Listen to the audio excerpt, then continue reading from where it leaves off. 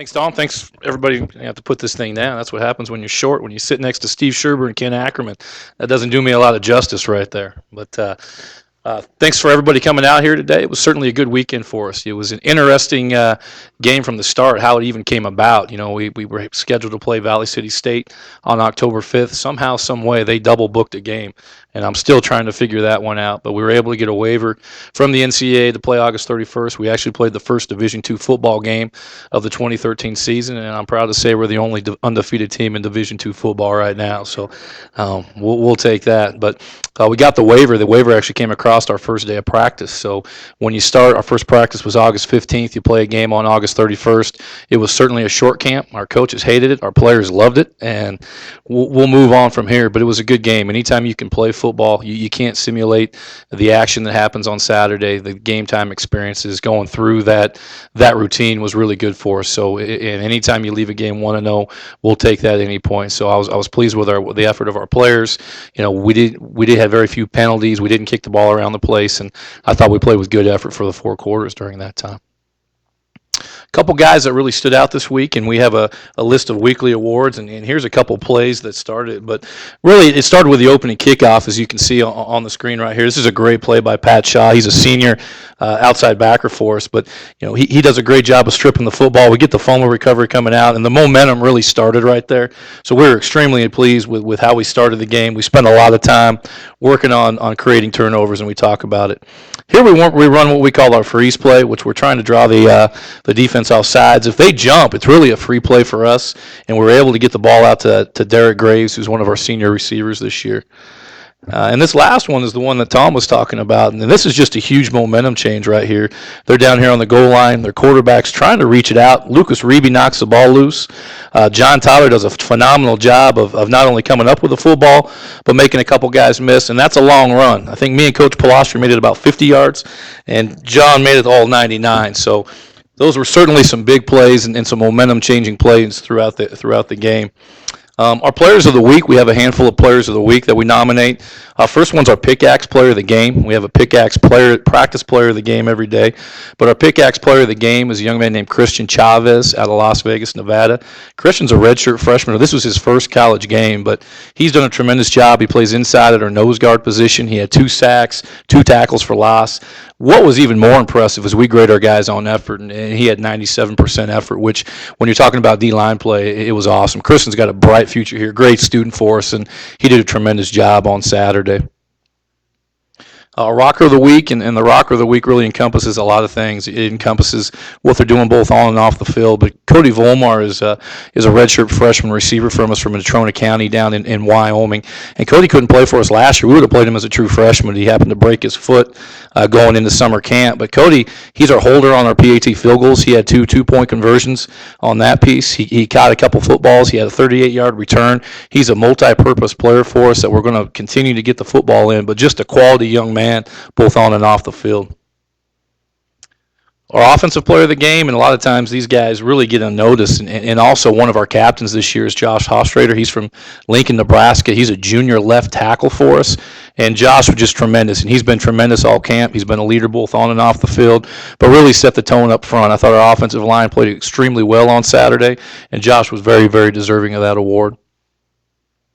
Our defensive player of the game, the guy you just saw, was John Tyler. He had that 99-yard fumble return. He also caused a fumble midway through the second quarter, so he was a part of 2 different turnovers. So he's playing a free safety position right now, was all over the field, and very, very productive on Saturday afternoon. And then our last guy is our special teams player of the game. That was Pat Shaw. You got a chance to watch Pat Shaw create that fumble on that opening kickoff. He also starts on 2 other special teams for us, graded out with 100% effort. So it was great to see Pat. He had a foot injury during the offseason. It was great to see him back on the field and being productive. So those were our players of the week this last week against Cole College. We head down, open up Division II play against Colorado Mines down in Golden. That's a 12 o'clock kickoff on Saturday. Certainly going to face a formidable opponent. Colorado Mines does a tremendous job in all three phases of the game. They're very well known for their explosive offense. They have a quarterback returning. They have a running back who's a big load. He got a 6 year of eligibility, had a medical waiver that he'll be able to play again. They've lost some receivers, but they seem to reload real quick up there. Their O-line is extremely active, very, very well-coached football team on the offensive side of the ball. Their defense probably doesn't get the amount of credit it really deserves. They're a 3-4. They jump in some other fronts, but they play hard. They bring a lot of zone pressure. They create some problems with the way they move things around. And one of the things they've had down there is consistency in their coaching staff. Coach Stitt's been down there for a good chunk of time. Their defensive coordinator's there, and you can see it the way they play. This is a very, very good Division II football team. They finished 6-5 last year, but I really think if you watch their first 4 games of 2012, they're one of the top 10, 15 teams in the nation. Had some injuries late that hurt them. So this is a good football team we're going to play Saturday, well coached, very talented. It'll be a great challenge for us. We're excited about the opportunity to step field down there, and it's always nice when you can play some other engineers. That helps us out a little bit. So what questions can I answer for you about the Cole College game or the upcoming game this weekend? Dr. Gunn. I love it. Because of the game situation, you got a chance to go pretty deep in your roster, get some players on the field. Which of the players, young freshmen or redshirts that might not have seen playing time in a different situation, showed you something that you might not expect? Yeah, it was good to play a lot of players. I mean, certainly these guys practice so hard to play in the game. So when you're in that situation, you get some guys on the field, it's always a positive, especially early in the season.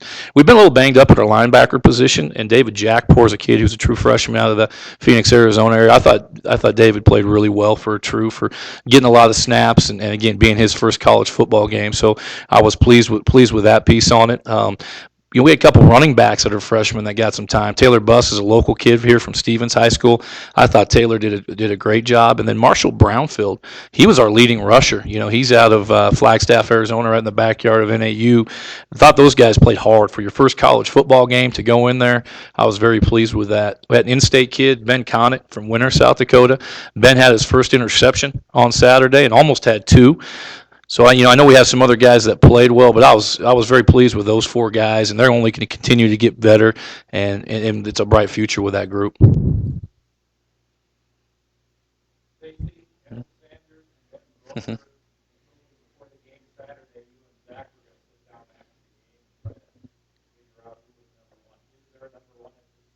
There really isn't. We're going to go into this week with the same plan that we had last week, and they both played extremely well. If you look at how they threw the football, you look at the production when both of them were on the field, they're both doing some really, really good things. And at this point, in a very positive way, nobody's separated themselves. They're both playing good football. It's certainly a much better situation to have than not having any quarterback. So I feel good about both of them. We're going to play them both this weekend, and we're just going to kind of take that game plan in week to week until somebody separates himself on that piece. But I'm pleased with both their production, and I'm excited to see what they can do this week against Colorado Mines.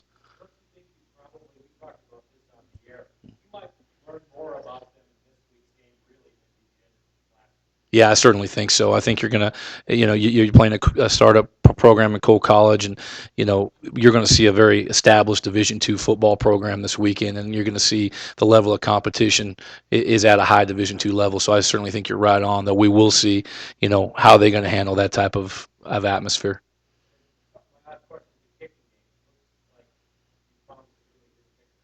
Yeah, I feel real confident with our kicking game. Devin Jones, we were 100% on all our PAT field goals on Saturday, so I was extremely happy with what Devin was doing. We've got some kickoff stuff we need to clean up a little bit on that piece.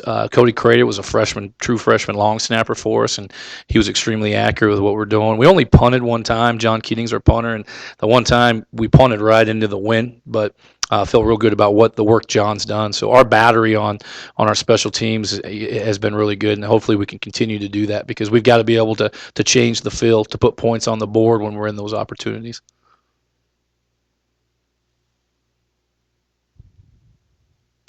Anybody else?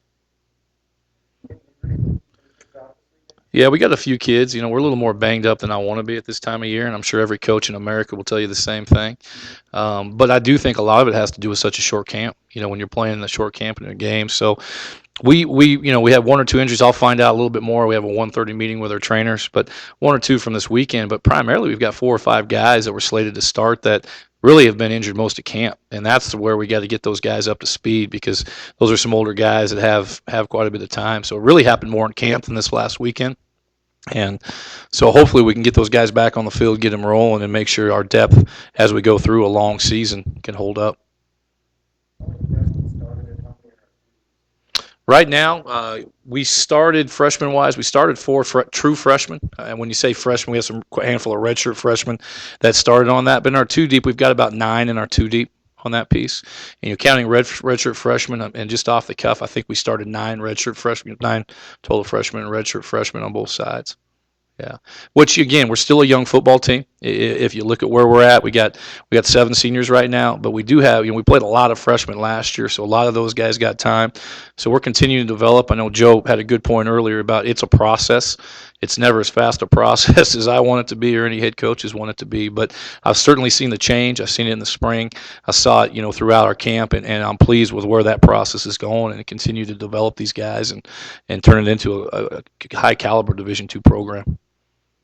Last question, as far as redshirt goes, I mean, this is the perfect game to really, I looked at the roster, marked out there, the kids that didn't show up. How many of them redshirted there? How many players are redshirted? Is there a name or two in that redshirt bunch that we're going to see in the next couple of years step up? Yeah, I think so. I think you saw some of them. We were hanging. We sat down as a staff and looked at the guys who were going to redshirt and not redshirt, and the ones we played, we certainly weren't playing. There's a couple bubble guys that I think this year we'll see how things go, how our depth goes. That we would redshirt because they have some more depth at the position. But the guys I talked about, the David Jackpour, he's going to be a very good linebacker here. Ben Conant, I love to have a South Dakota kid who's making plays. He's doing some things.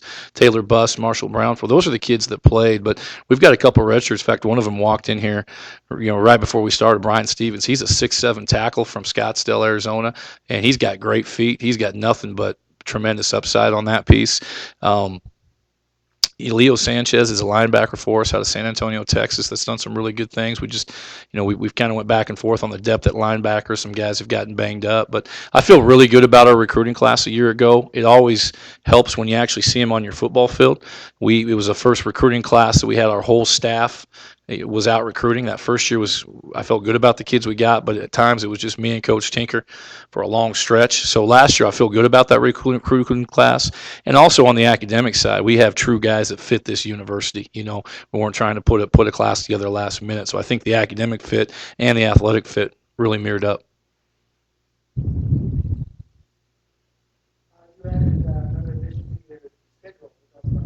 Yeah, we're going to have an 11th game against Metro State, which is down in Colorado. So we're going to have an 11 o'clock kickoff on that on November 16th. So it'll be an opportunity for our kids to play. And that's the biggest thing. It really scared me when Valley City State gave me the call and said that we double booked, and the fact that we're talking about a 9-game schedule. And that really scared the heck out of me. These guys work all year long, both in the classroom and on the football field. So anytime we can add a contest that gives us an ability to play football, that's where we need to be. So we're excited to have 11 games and put a full schedule together. And it's crazy. We couldn't find that 10th forever, and then within a day we had 2 set up. So we're excited about that as a program. All right, I appreciate everybody coming up. Thank you.